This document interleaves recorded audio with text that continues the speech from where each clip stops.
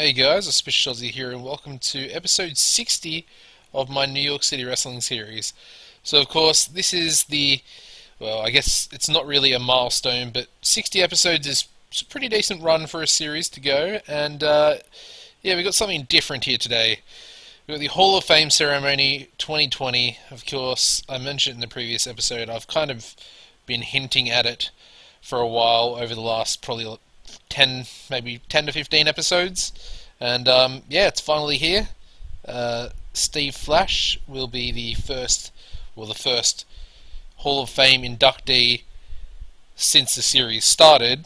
Of course, there are already a few in there that are in there during the start of the game, but this will be the first edition. And I've decided to, run an event with matches predominantly focused around the person that's being inducted. Of course, Steve Flash still under contract. I think his contract runs out in about a week or so. Yeah, I think it was at the end of this month his contract kind of runs out. So end of this month, start of next. So yeah, let's get into it. We start off with a match, 75 B minus, in an exceptional match. Julius Moore defeated Graham Gorman in 10-15 by pinfall with a charging tackle. Interestingly enough, Julius Moore and Graham Gorman have pretty good chemistry, so that obviously helped the match out. And we have Graham here improving in performance skills. We get the usual lack of psychology because they both have like C psychology at the moment.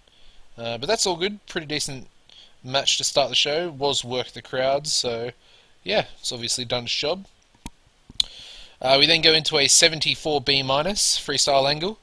Steve Flash is interviewed by Peter Michaels here and reveals that he will be retiring after tonight. So it's basically his swan song, being inducted. I think he's like 53 or 54 years old now. So yeah, nice little angle there. Going into the next match of the night, which gets a 79B, which is kind of surprising to be honest. In an exceptional match, Fro Shaw defeated Logan Wolfsbane in 1935 by pinfall with a sure thing. So yeah, Fro's actually won a match. I've kind of mentioned him being a bit of a jobber. Not a jobber, but losing quite a few matches. Yeah, I don't know. I just decided to give him a win here over a mid-carder in Logan Wolfsbane.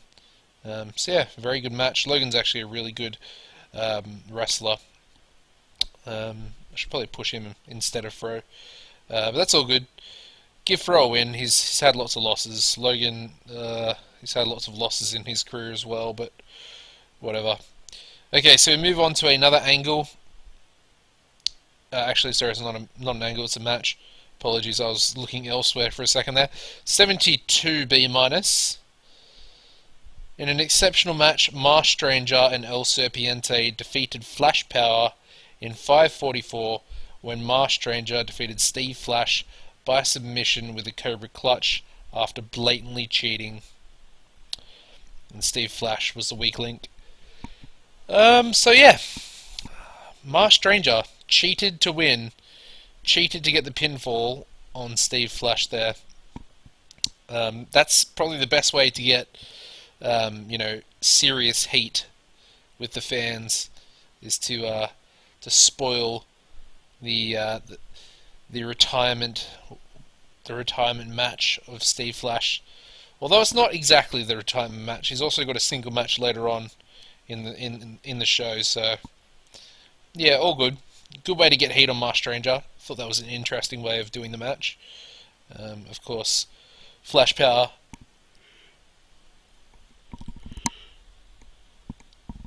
Sorry about that. Just had to yawn. Flash Power is, of course, the mentor and protege. And, yeah, they've had a decent run. Pretty good.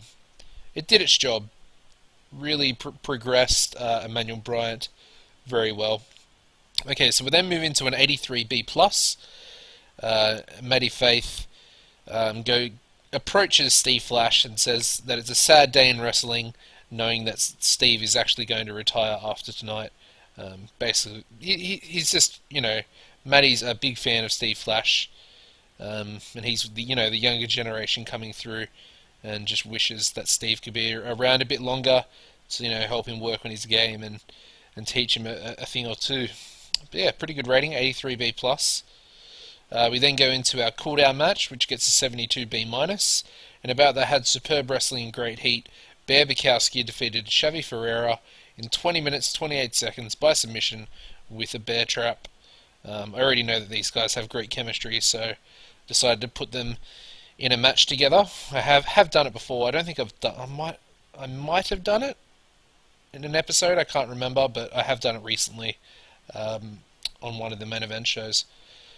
So yeah, brought the fans back down, and yeah, Bear Bukowski's improving in performance skills. So we go into the next angle, which gets an 86B plus, another freestyle angle, and it's the ring generals talk about the importance Steve Flash has had on the wrestling industry. Kind of as a whole, these two guys, they're pretty much at veteran status. They're like 36 years old now. They've been there, done that in the wrestling industry themselves, and they just talk about how important Steve Flash has been, not only in NYCW but in wrestling as a whole, in the world of professional wrestling, we'll say. So yeah, solid rating there, nice 86. And then we go into a 75B minus match. This is Steve Flash's swan song match. In about that had fantastic heat and great wrestling, Steve Flash defeated Bret Heartbreak 6 minutes in 6 minutes and 3 seconds by pinfall with a flashbang.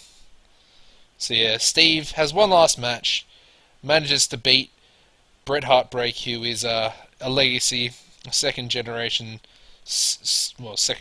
wrestler, and yeah, Steve proves that he can still go in the ring, but he does believe it is time to hang his boots up. So that's pretty cool. Nice solid rating as well, with the 75B minus there. We then get a 100A star freestyle angle, and yeah, Ernest approaches Steve Flash and is basically, as it says here, Ernest talks about his history with Steve and how he respects him as a man and as a wrestler as well. Of course, they did have a very early on. I think Steve was actually Ernest's first, proper feud. He was the young, cocky, arrogant heel coming in to try and dethrone the old wily veteran, or the old wily babyface veteran that the fans absolutely adored. I can't really get my words out. It's quite late at the moment, but yeah, really good rating there. And that's its second last angle, because we have our ending for the show tonight is actually an angle, and I think that's probably the best way to do things as far as a Hall of Fame ceremony goes. So yeah, really good stuff there. We then go into the main event, which gets a 95A star. I wasn't expecting it to be that good, but it is El Mitico, so yeah.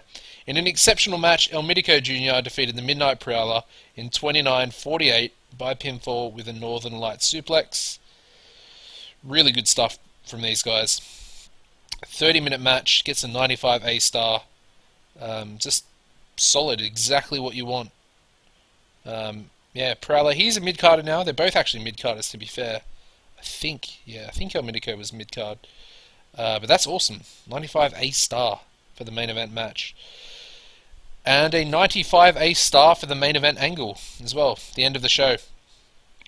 Another freestyle segment. This one is just, Emmanuel Bryant inducts his mentor, Steve Flash, into the NYCW Hall of Fame. And then you've got a few other superstars out there. Even breaking kayfabe there. You've got Marsh Stranger, who of course cheated to beat him tonight in the tag team match with El Serpiente. So yeah, we just got the ring generals and the franchise players out there to see off Steve Flash. Yeah, pretty good. A few people came across well, and yeah, 2 performances were good by Dean and Marsh Stranger, so that's good to see. And of course, it also advances storylines, which is awesome. Yeah, 95A star should be a good show. Although there were a few weaker matches, so Okay, never mind. A 91A that beat our last show, um, Halloween in Harlem, I think it was. Yeah, 91A. That's just awesome. Okay, so we're gonna obviously we have to give Steve Flash a hug, and apart from the other people on the show, I think it's just got to be El Medico and the Midnight Prowler, and we'll just tell them they're awesome because we just want to make the hug special for Steve Flash. Okay, so that's pretty cool. That was all in all, that was actually a really good show. I'm actually really happy with that because I thought the Steve Flash matches would kind of tank the whole show, but I mean they were really holding their own, to be honest. The B minuses there were solid. Okay, so let's have a look at our angle. Sorry, our emails. I almost said angles. Yeah, Koshiro Ino. We can actually sign him. He just left Burning Hammer. He wants 2.6k a week, which I mean, I could easily pay that. I'm paying Ross Henry more than that, I believe, and yeah, he's pretty good. It's Koshiro Ino. He's quite good. I mean, his stats are a little bit they're on the decrease, I believe, especially in the ring. He's definitely not as good as he once was, because he is 43 years old. I kind of thought of bringing him in to replace Steve Flash as kind of the you know the the almighty Hall of Fame legend type deal, but I don't know. I don't know if it's worth it. I mean, it wouldn't really be great if. Oh, that's cool. Apparently, Matty Faith is turning into a good worker. He's worth getting behind. And who says that? Emmanuel Bryant. Awesome. Okay, we've got Maribel Mercado, who is a woman I'm interested in bringing in once we start our women's division in the future. So that's cool.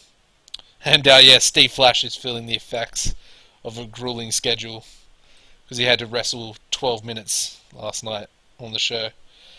So that's cool. Oh, and we've also gone up in importance in the tri-state region. We're up to 54 now, which is good to see. I was a little bit worried about that. That's all good. And we're also 27 importance in New England now as well, which is balanced out with our popularity after I ran the two main event shows. Okay, so let's have a look at Steve Flash here before we actually induct him. Yeah, so he's only got 5 days left on his contract, which is really cool because there were times where I contemplated just actually releasing him, and I'm really glad I didn't do that. I mean, if you look at he's got 80 popularity. In theory, I should just keep him around and job him out to like new guys that we bring in to give them fast popularity, but we can't do that. It's Steve Flash. He's a fan favorite. He's a legend. He's 54 years old. He is our newest Hall of Fame member. So let's have a look here. We've got old school principles in there. We've got the Stomper. We've got Whistler. We've got Wiley Cody, who are a tag team. I love that moustache. So yeah, time to add. Actually, let's have a look at the eligible candidates.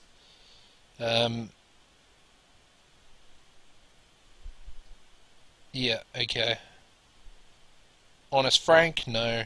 Steve Flash, there we go. Number 2 in the list. Okay, so he's qualified for induction with 3 main event titles, 2 minor titles, and headlining 3 shows. Would you like the induction to take place? Yes, I would. And we'll just say no to everybody else. Ernest Youngman could even make the Hall of Fame at the moment. That's pretty cool. But there we go, Steve Flash, now in the NYCW Hall of Fame. Inducted October 2020. 3 NYCW Empire titles. We got a Tag Team Championship, and he was also the Tri-State Regional Champion as well. That's awesome. I love that. That's a really good way to finish his career.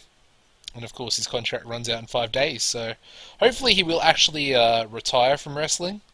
And I think you know, to be honest, even if he can't really become a shit road agent because I think he would actually be better than Larry Vesey, my Avatar character, who's quite over in Japan. That's interesting. Never really looked at his popularity, but I'm pretty sure Steve Flash has 88 psychology. Yes, he does. So, in theory, Steve Flash. Actually, I have the perfect job for Steve Flash if he retires and stays in the wrestling business. Who else to be your dojo runner, your dojo trainer, your head trainer than Steve Flash? He would be the perfect dojo head trainer. Yeah, please retire soon because I actually really, really want to make him my head trainer. I would also like to bring him in as a manager for Emmanuel Bryant. Just because he was the mentor, he's his mentor. That would be awesome. Anyways, thank you for watching, guys. I hope you have enjoyed. That was the first ever Hall of Fame ceremony, show, event, pay-per-view, whatever you want to call it. I hope you enjoyed it. Steve Flash, our first ever inductee in the series into the Hall of Fame. So yeah, drop a like if you enjoyed it, guys. I'll see you in the next episode, and goodbye.